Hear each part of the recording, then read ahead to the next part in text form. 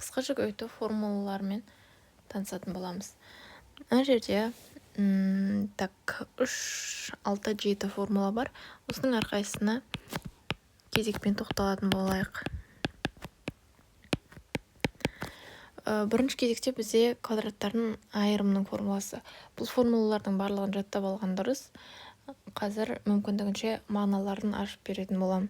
А квадрат минус Б квадрат бізде А минус Б, А плюс Б-ны береді. Ол деген не деген сөз? Оны қалай қолданамыз? Минус 31-дің квадраты болатын болса, онда жағдайда мен жазалам. 32 азайту 31 және де 32 қосу 31 деп. Мынау формулаға мен тек сандарды қоя салдым. Сонда 32-ден 31-ді алсам, 1 шығады ғой. 1 көбейтілген 63.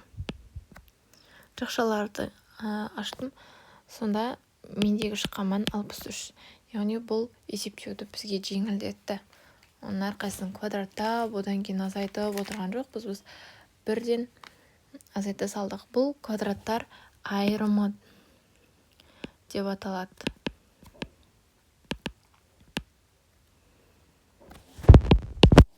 Келесі кезекте бізде осының квадратының формуласы А плюс Б-ның квадраты тең А квадрат плюс 2АБ плюс Б квадрат. Бұл енді қайдан шықты дейтін болсақ, А плюс Б-ның квадраты деген ол бізде дәрежеде өтті қой. Мысалы, А-ның квадраты болса, ол А көбейту А деген сөз. Онда А плюс Б-ның квадраты деген сөз, А плюс Б көбейтілген тағы да А плюс Б деген сөз ғой. Осыны ашатын болсақ, біз жақша деген сабақта айтқан болатынбыз.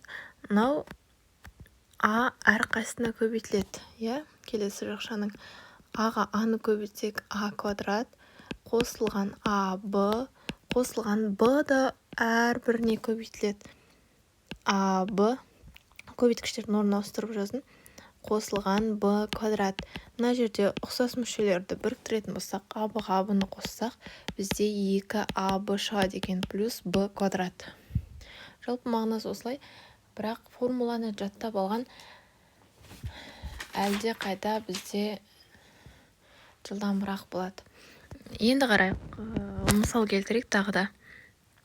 3D қосу 2-ның квадраты дейтін болсақ, 3D квадрат формулаға ашып жазайын.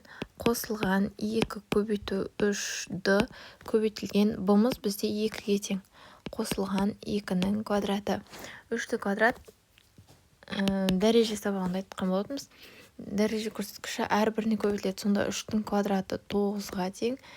3D квадрат қосылған 2-ге 3-ді көбейтем, сонымен қатар 2-ні көбейтем. 12D қосылған 2-ның квадраты бізде 4-ге тең екен. Осылай болады. Келесі кезекте бұл бізде қосындының квадраты болса, енді айырымның квадратын жазайық. А минус Б квадрат тең А квадрат минус 2АБ плюс Б квадрат. Алдыңғы есептегідей А минус Б-ны өзіне 2 рет көбейтсек, бізде осы формуланы алады екенбіз. Мысал келтірейік. 4С минус 5D дейік. Осының квадраты дейік. Бірден жаза берейін. 4С-ның квадраты, ашып жазған дұрыс шығар жарайды. Минус 2 көбейту 4С көбейтілген 5D қосылған 5D-ның квадраты тең болады. 4С-ның квадраты 16С квадратқа тең. Азайтылған 4 20 40 С-ді қосылған 25D квадрат болады екен бізде. келесі кезекте бізде төртінші формула. Бұл қосындының кубы. А плюс Б. А плюс Б-ның кубы.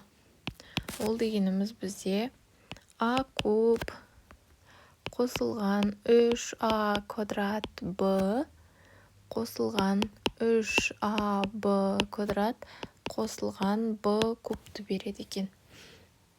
Мысал келтірейік. Не деп болсақ болады?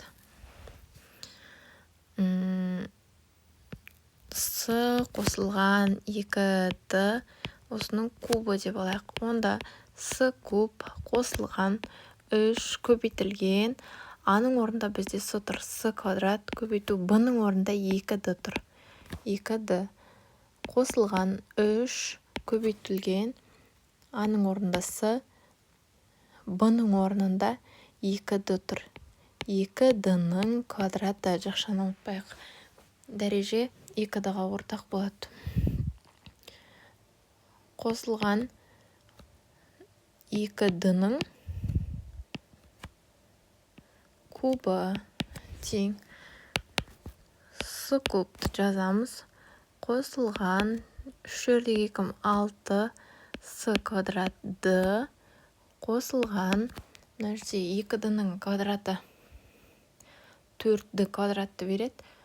3-4-дің 12 С-Д квадрат қосылған кубтайтын болсақ 2D-ны 8D куб шығады екен. Азайтып та дәл осылай тек таңбаларды айырмашылық болады.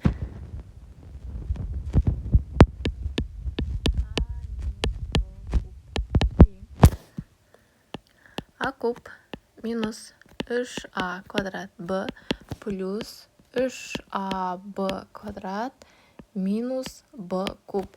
Осы аралықтағы таңбалардан шатаспауымыз қажет. Мысалы, 7А азайтылған 2 С осының кубы дейік. Бірінші кезекте А куб 7А-ның кубы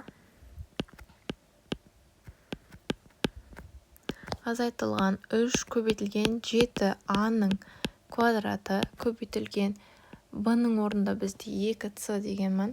Қосылған 3 көбейтілген 7А азайтылған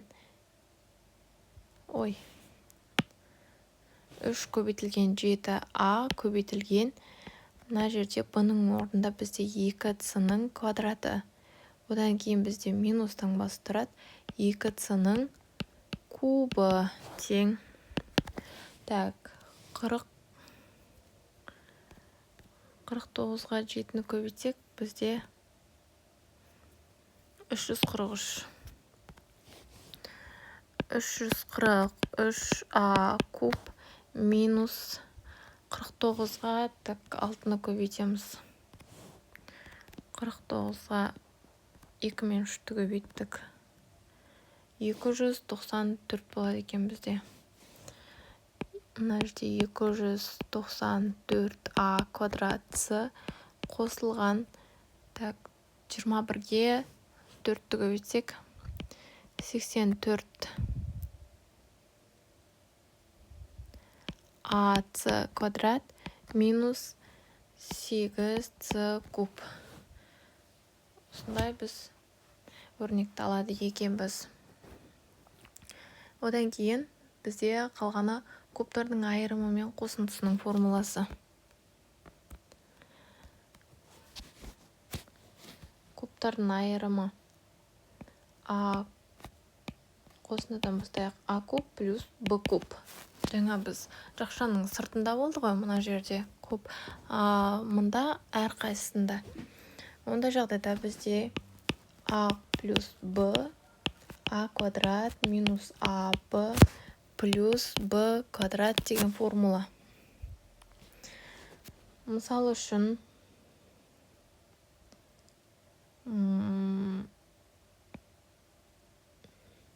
қандай мысал келтірсек болады?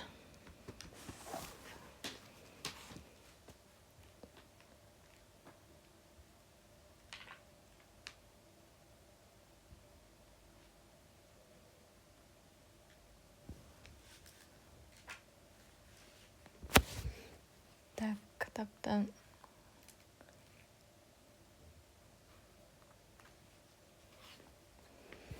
Мысалға,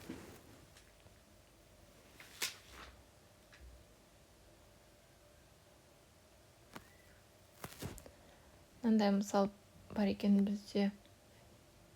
Так. 63-тің кубы қосылған 47-нің кубы тең. Ондай жағдайда не істейміз? Бізде 63-тің кубы және 47-нің кубы тұр. Ал сонда А-ның мәні бізде 63 қой. 63 қосылған 47. Одан кейін 63-тің квадраты азайтылған 63 көбейтілген 47 қосылған 47-нің квадраты.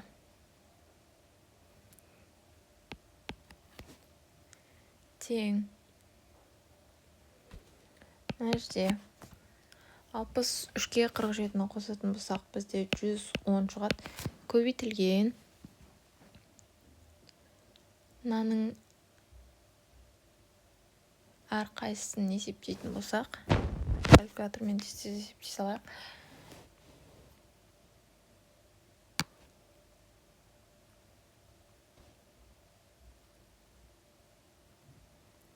63-тің квадраты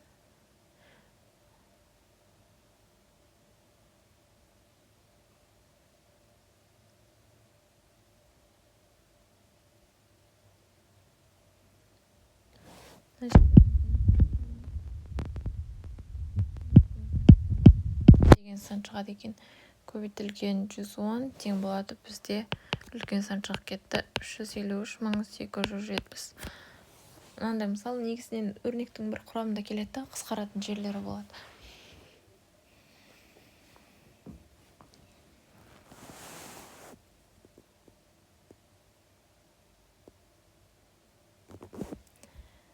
Одан кейін кубтардың айырымы. Мынау бізде 6-шы формула болса, 7-ші формула. А куб пен Б кубтың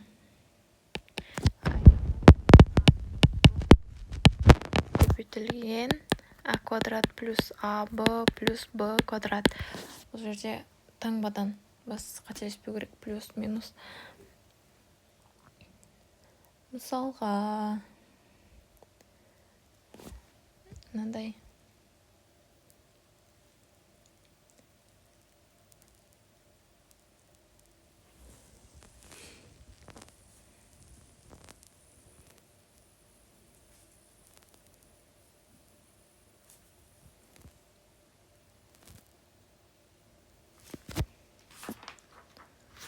Мында бір әдемі мысал жоқ екен. 37-нің кубы минус 23-тің кубы болатын болса, тең. 37 мен 23-тің айырмасын аламыз. Көбейтілген 37-нің квадраты қосылған 37 көбейтілген 23 қосылған 23-тің квадраты болады екен. Тең. 37-ден